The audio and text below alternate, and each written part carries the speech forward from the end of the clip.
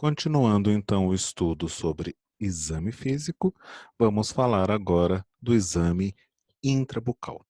Lembrando que ainda esse exame, né, o incluindo o intrabucal, ele vai ser realizado de maneira ordenada e completa, ou seja, vai seguir uma sequência.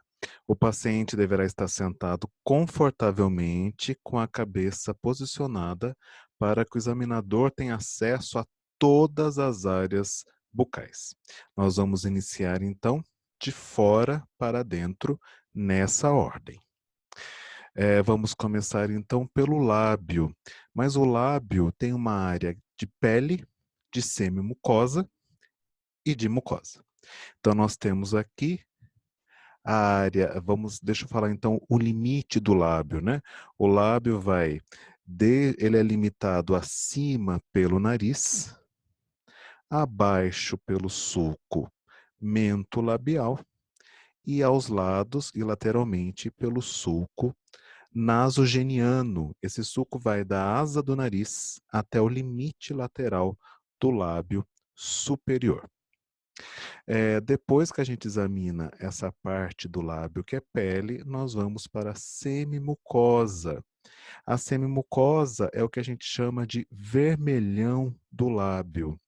E aqui nós temos na margem, nós temos a lateral da fenda bucal, que é chamada de comissura labial. Ela é formada pela união do lábio superior com o lábio inferior.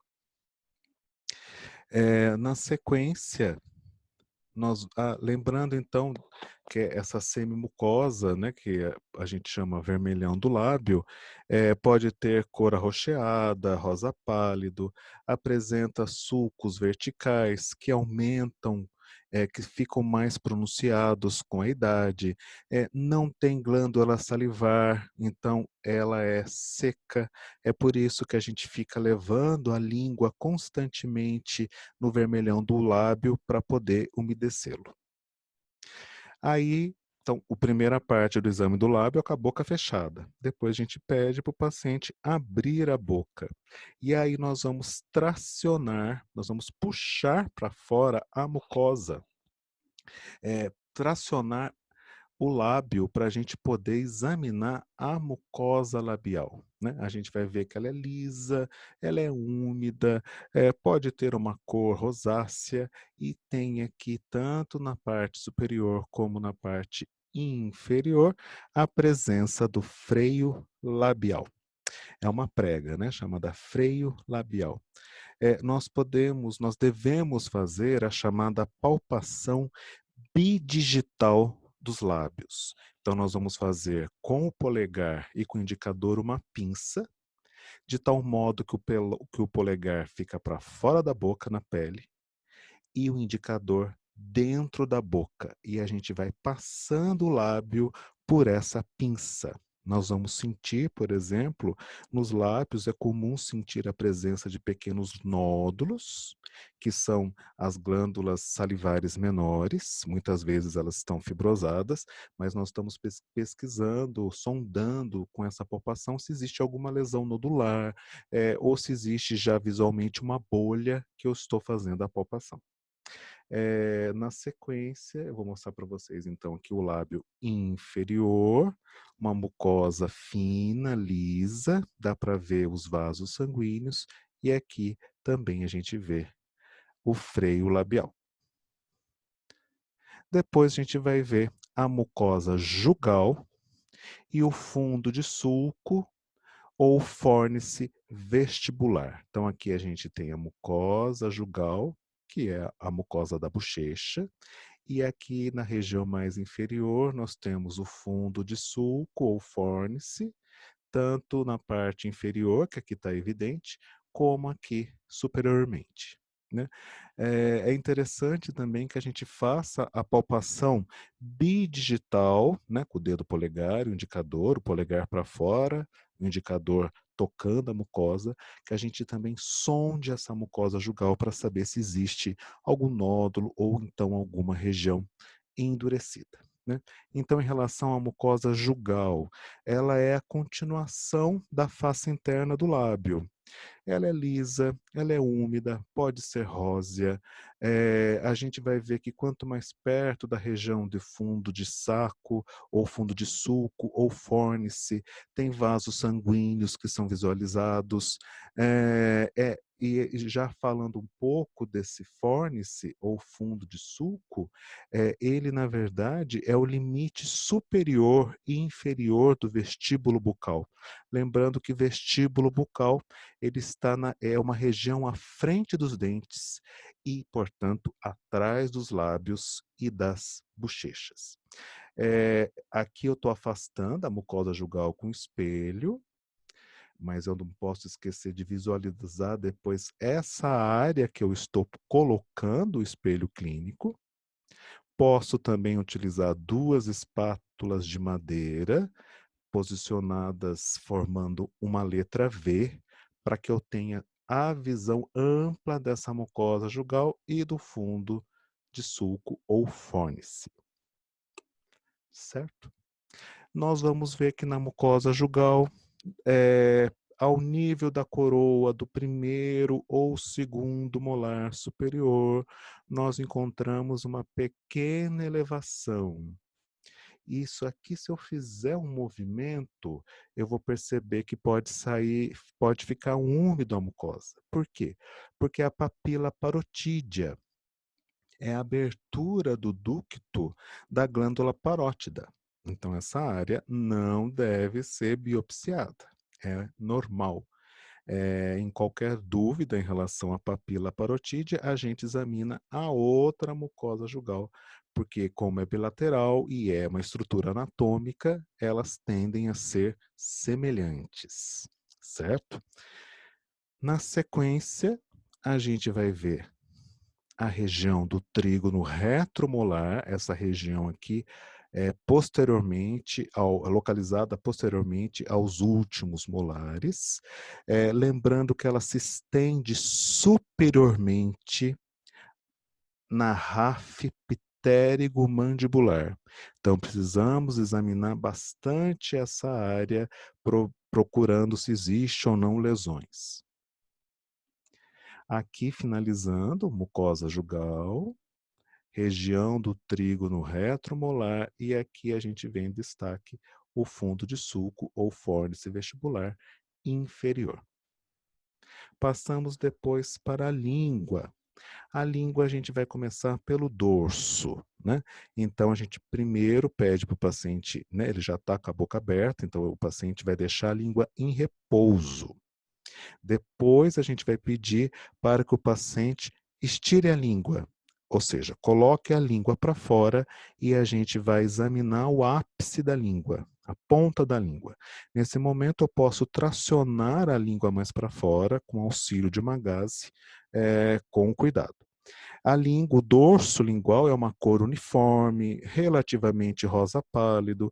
A superfície é rugosa porque é composta por inúmeras papilas filiformes que vão estar distribuídas entre as papilas fungiformes, né? Então, essas papilas que estão em maior número, que ocupam a maior parte da língua, que tem forma de pelo ou forma de pincel, são as papilas filiformes. Quando a gente vai examinar bem a ponta da língua, a gente pode encontrar a gente vai encontrar umas papilas maiores que as filiformes. Elas são avermelhadas, elas estão distribuídas entre as filiformes e estão mais concentradas na ponta da língua. Essas são as papilas fungiformes. Mais na região posterior do dorso, formando o chamado V lingual, nós vamos ter de 9 a 11 papilas grandes, são as chamadas papilas caliciformes ou circunvaladas. Certo? Se precisar, eu posso utilizar o espelho para poder examinar, ou seja, uma visão indireta, eu posso tracionar a língua e com o espelho eu posso fazer a visão indireta dessas papilas circunvaladas ou caliciformes. Depois, na sequência, é importante o exame das faces laterais da língua. Aí não tem jeito, eu vou ter que pegar uma gaze. Então, com uma gaze, a gente vai prender a ponta da língua e eu vou tracionar para o lado oposto que eu quero examinar. Ao mesmo tempo, com o espelho, nós vamos afastar a mucosa jugal. Então, aqui eu estou fazendo de um lado, depois eu vou fazer do outro. Então, está aqui, com a gaze, eu seguro a ponta da língua, tracionando para o lado oposto que eu quero ver toda essa região lateral e com o espelho eu afasto a mucosa jugal. Preciso examinar com atenção até a região, essa face lateral, até a região mais posterior, porque é uma região muito comum de carcinomas. Nesse local existem outras papilas, né? Antes da papila, então aqui a gente vê toda a visão, né? Eu afastando com o espelho e tracionando a língua com a gaze, olha a visão que a gente tem de toda a face lateral até a região posterior. Isso é importantíssimo que o dentista faça. Então, no exame clínico, tem que ter gaze, tem que ter espelho clínico. Aqui sim é a papila que a gente localiza nessa região lateral mais para a região posterior. Né? São as papilas foliadas ou foliáceas. Elas são, na verdade, uma mistura de corpúsculos gustativos e tecido linfóide. Como é tecido linfóide, em algum momento ela pode estar um pouco aumentada. Então é interessante, aí eu fico em dúvida, é uma lesão ou é a papila foliada? A gente deve, então, como é uma estrutura anatômica bilateral, a gente compara com o outro lado da língua e aí isso ajuda a gente a tirar a dúvida se é a papila foliada ou se é uma lesão, um crescimento tecidual, que é uma lesão. Tá? Na sequência, a gente pede para o paciente encostar a ponta da língua no palato e a gente vai ver o ventre da língua, a face ventral da língua. É uma mucosa bem delgada, lisa, vascularizada. Na linha média, a gente tem um cordão fibroso, que é o freio lingual. Em algumas pessoas, vai ser bem evidente de cada lado do freio lingual algumas pregas. São as pregas frangeadas, que são ductos das glândulas salivares menores. Pode existir aqui vasos, grandes vasos azulados. São as varicosidades linguais. Aproveito e já faço o exame. Quinto passo, o exame do assoalho. Uma mucosa fina, delgada, vascularizada, existe ali, ao lado do freio lingual, duas estruturas, que é a saída, é a abertura do ducto da glândula submandibular, chamada carúncula sublingual. Então, vou mostrar para vocês aqui no espelho, a gente tem aqui o finalzinho do freio labial, freio lingual, e de cada lado, essas duas estruturas são a carúncula sublingual. É a saída do ducto da glândula submandibular. A carúncula chama sublingual, mas a saída é do ducto da glândula submandibular. Voltando aqui, a gente tem de cada lado aqui no assoalho essa linha, que são também pregas, aonde desembocam os ductos das glândulas sublinguais. A glândula sublingual não tem um ducto único, como a submandibular, como a parótida. São vários ductos que desembocam nessa área do assoalho.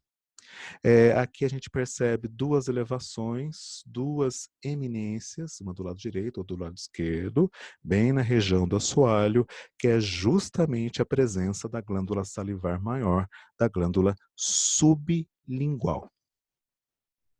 Aí nós vamos para o teto, nós vamos para o palato duro e palato mole, o teto da cavidade bucal. O palato duro, a gente pede para o paciente direcionar a cabeça para trás. Ele tem uma coloração clara, né? Um rosa claro em algumas pessoas. É uma mucosa fina, muito aderido ao osso. Na porção mediana existe a rafe palatina, que divide o palato em duas partes. Na região mais anterior, nós temos uma série de elevações, tanto de um lado quanto do outro, que são as pregas ou rugas ou rugosidades palatinas. E aqui na região mediana, entre os incisivos centrais, a papila incisiva. No limite, palato duro, palato mole, bem na região mediana, de cada lado da região mediana, nós temos depressões, que são as fóveas palatinas. Na região posterior, nós temos o palato mole, é uma mucosa mais delgada, vascularizada e ela é móvel, né? A gente pode usar o espelho ou um abaixador de língua para facilitar a visualização do palato mole.